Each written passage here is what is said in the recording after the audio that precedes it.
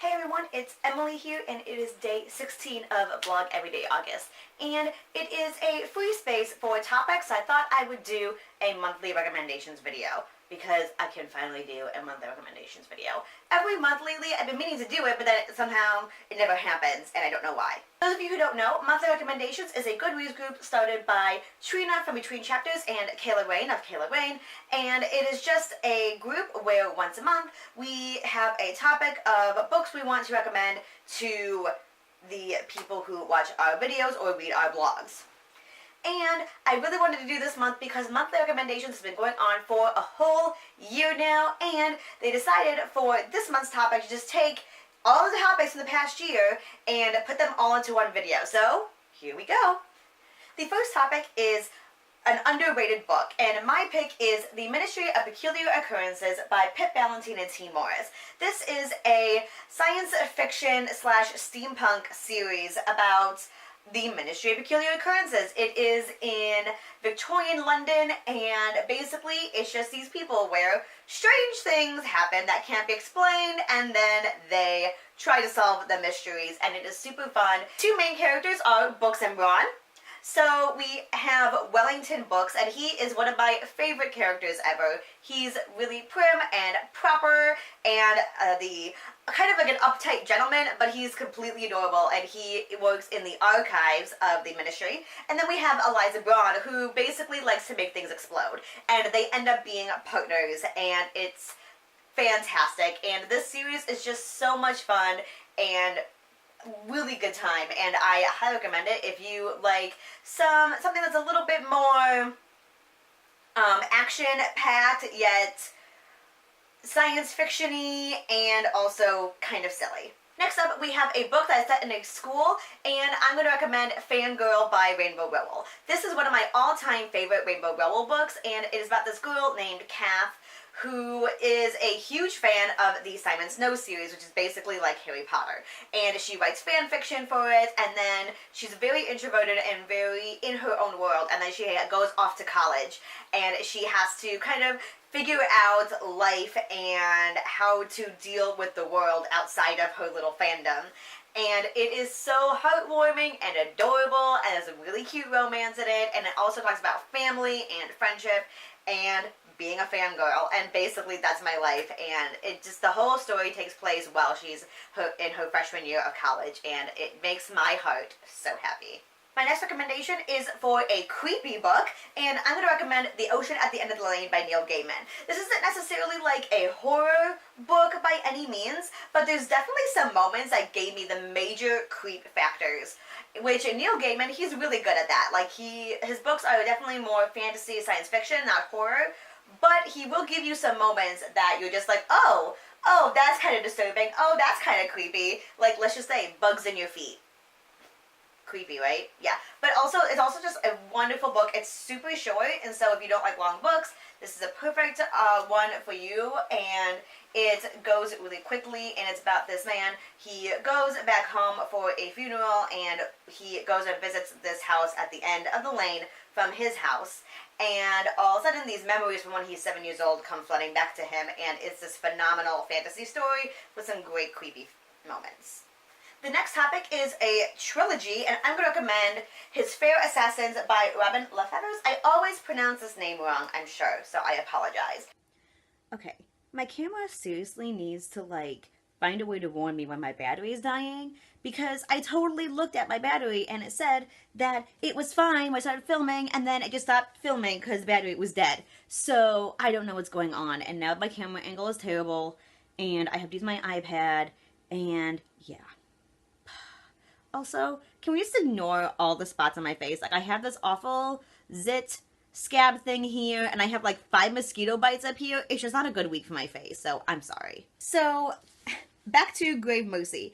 This series, it's historical / kind of fantasy, but it's basically exploring these 3 young women who are nuns, and they serve the god of death. Yeah, that's right. They're assassins, and they're nuns, and they serve the god of death. Like, how is not everybody reading this trilogy? Because it's so freaking awesome. Technically, it is young adult, but I personally consider it not young adult because a bulk of these stories take place when the girls are in their early 20s, and each book follows a different girl, but it's all kind of like the same timeline story sequence of events.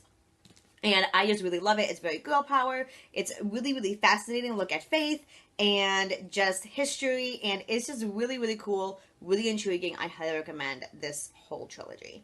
For a book for you to read before the year is over, I say Simon versus the Homo Sapiens Agenda by Becky Albertalli. I read this book in January, and I've read it twice since then because it is just that good. I love this book. It is about a high school boy named Simon, and he is in the closet still, but the only person who knows is this boy whose username online is Blue, and they go to the same school, but they haven't met in real life yet, and they email back and forth. But then one day, someone from his school finds one of his emails and blackmails him essentially into helping him out so that he won't tell Simon's secret, and things happen from there. And that's basically all in like the first page, so that's no spoilers. And this book, it is just so good, and it's happy, and it's also sad and emotional, but it's wonderful, and it's wonderfully written. It's diverse, and I freaking love this story, and it's even more fun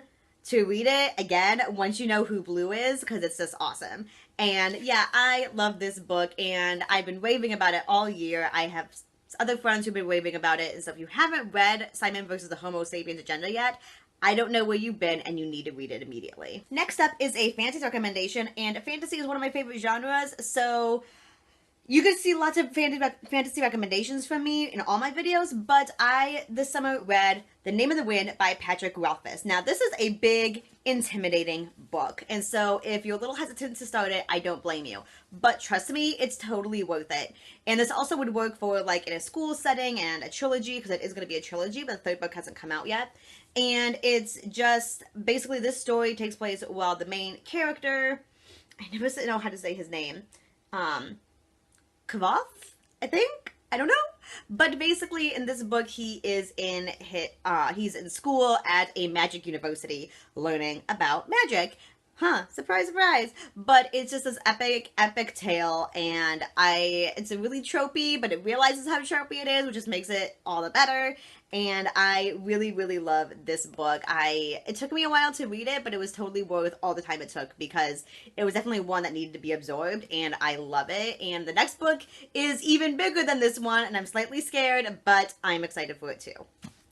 For the topic of a book that has little to no romance, I'm going to say Ender's Game by Orson Scott Card. I just read this last month, and it was so good. Like, I knew it was going to be good. Everyone raves about how great Ender's Game is, and it really is. And this also would work for, again, with it being in a school and all that kind of thing. But basically, it's this character, Ender, and he's a kid. He's like 6 years old when the story starts, and he goes to battle school. And since he's like in elementary school, the entire book, there's no romance, and it's really intense.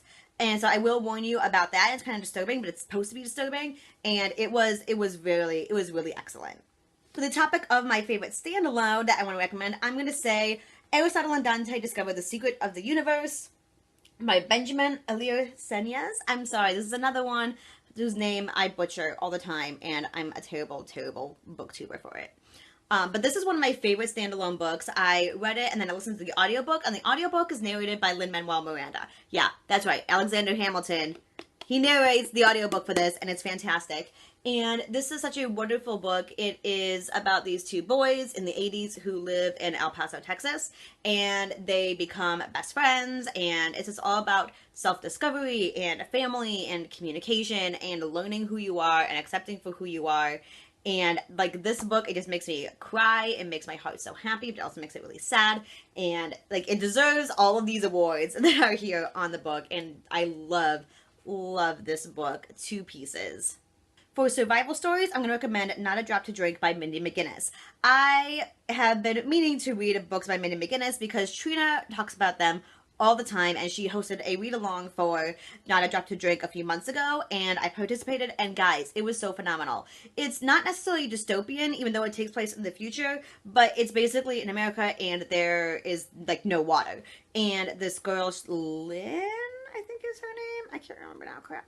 But she lives with her mom, and they have a house by a pond, and her whole life has been about protecting that pond, their source of water. And it's so good that, like, it really is just a survival story, and it's like how she figures out how to live her life and keep going. And it's just so awesome. It's really, really moving. The characters are wonderful, and I just really thoroughly enjoyed it. And I think if you like survival stories that are also kind of in the future but not really quite dystopian, like you're kind of like over the dystopian thing, this might be a really good one for you. For a book about friendship, I'm going to recommend Lady of the English by Elizabeth Chadwick. This is actually based on two real women who were in historical England. This is Empress Matilda, and then also her friend Eliza, I'm not sure how to say her name. I'm sorry, I don't know why there's all these names I can't pronounce.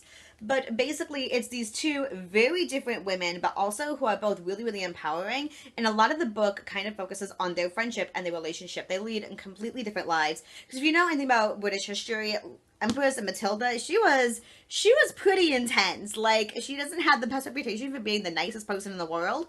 Although this book definitely spins her in a way that, like, you really understand her. And I really love the way that she's portrayed in this story. But then her friend is very, very different. She's very much quieter and like stay at home wife kind of person, but they're both really empowering, and it's just really awesome to see these two vastly different women have such a strong friendship. And the book goes into like a lot of other stuff too, but that was one of my favorite parts of the story, is seeing these two women and their friendship. For the topic of a story that takes place outside of the United States or about travel, I'm going to recommend The Paper Magician by Charlie N. Holmberg. It is a trilogy, and it takes place in Victorian London. It is another fantasy story, and it's about this young woman who recently graduated from, hey, a magic school, look at that. But she is apprenticed to a paper magician, and she's not very happy about it. But they form a bond, and guys, like, I can't really tell you the concept of this story without giving away spoilers. But when I kind of got into the story and figuring out what it was going to be about, it was one of those blow my mind moments of like, holy crap, why didn't I think of that? Because that's freaking awesome. And it's a great, fun fantasy series. It's really light and sweet, but then it has like some really surprising dark moments, and it's really, really awesome, and it's kind of weird and great.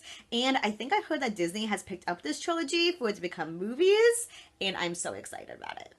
And then finally, the last topic is empowering female characters. Now, there's like so many books I'd love to recommend. I love to talk to you about Selena Sardathian from the Throne of Glass series, or All of the Wonderful Women in the Lunar Chronicles, or Lizzie and Bennett in Pride and Prejudice, and so many more.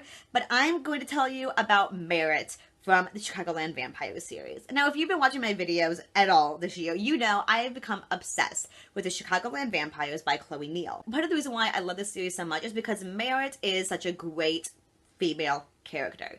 The story starts out when she is, I believe she's 27 to 28 when the story begins, and she is working on her PhD in European literature and folklore. And so she's super intelligent, she's really smart, she's really independent, she lives in her own place with her friend Mallory, and then she is turned into a vampire and now has to figure out life now as a vampire and how that's going to look. And what's really, really cool about it is that it's empowering because you know that she's really smart, but then she has to learn how to move on from what she imagined her life to be and what the reality of what it's going to be. And that's really empowering because, you know, life changes and you have to learn to adjust to those changes. But then also, this is going to be some slight spoilers for the first book. She is then given the role of sentinel for the vampire house that she joins.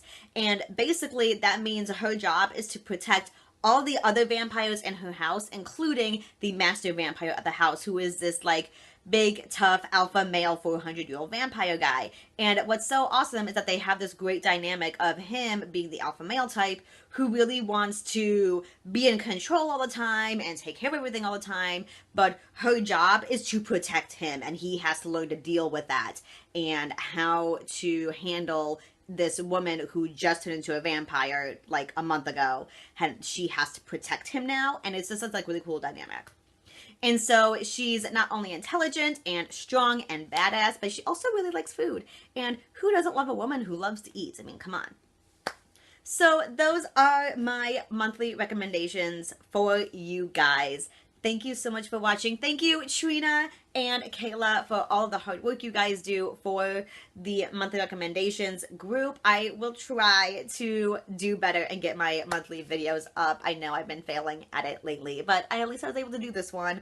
And yeah, so there you go. I will leave all the links down below in the doobly-doo for the Goodreads group and Kayla and Trina, and also Vlog Everyday August. And I love your faces. I'll see you tomorrow. Bye.